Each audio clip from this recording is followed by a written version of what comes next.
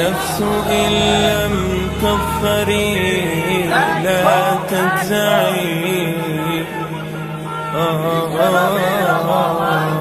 আর আমাদের অপছন্দের কাজসমূহের মধ্যে রাসূলুল্লাহ সাল্লাল্লাহু আলাইহি ওয়াসাল্লামের চেয়ে অপমান এটার চেয়ে আর কোনো অপছন্দের কাজ থাকতে পারে?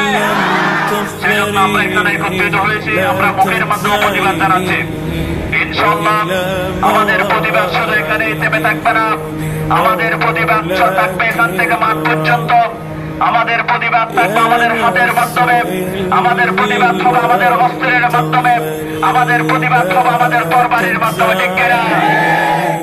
যারা সাহাবে রাসূল সাল্লাল্লাহু আলাইহি ওয়াসাল্লাম সম্পর্কে বলেছেন, আল্লামা কাদি ইয়াসিফের মধ্যে আন্নাল উলামা ইজতিমাউ عن شاتم رسول الله صلى الله عليه وسلم কাদি ইয়াস রাহমাতুল্লাহি আলাইহি শিবার মধ্যে বলেছেন, ইয়া রাসূলুল্লাহ সাল্লাল্লাহু আলাইহি ওয়াসাল্লামের বিরুদ্ধে কটূক্তি করবে সমস্ত আলেমগণ ইজমা করেছেন, মুসলিম উম্মাহ ইজমা করেছেন, তারা কাফের হয়ে গেছেন এবং তাকে হত্যা করা ওয়াজিব। ঠিক কিনা?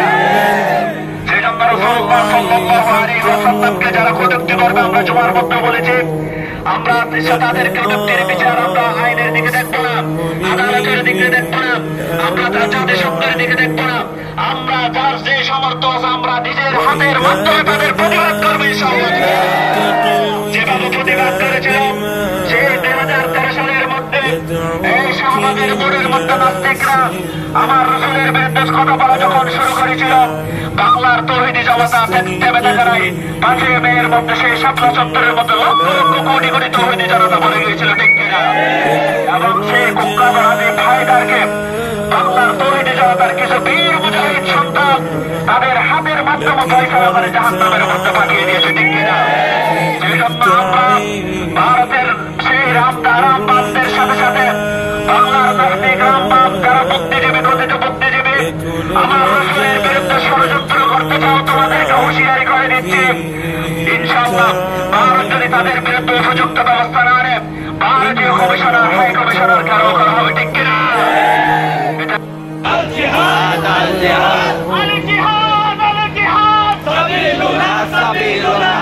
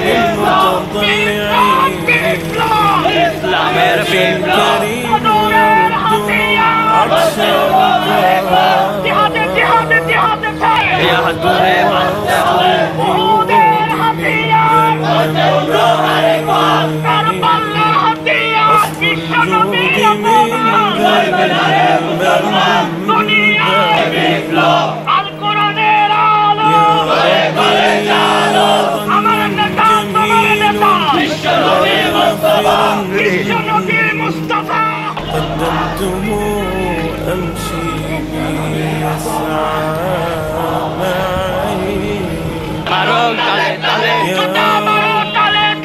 রামগির দুই গালে জুতা মারো তালে তালে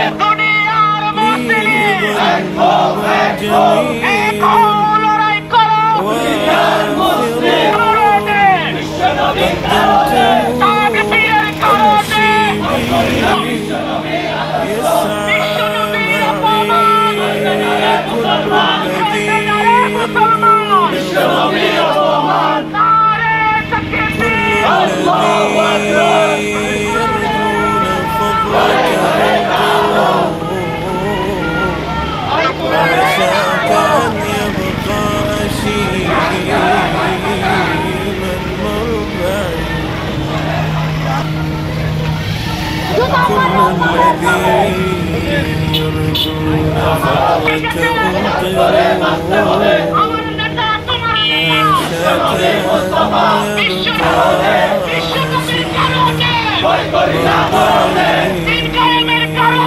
ভয় করি না মরণে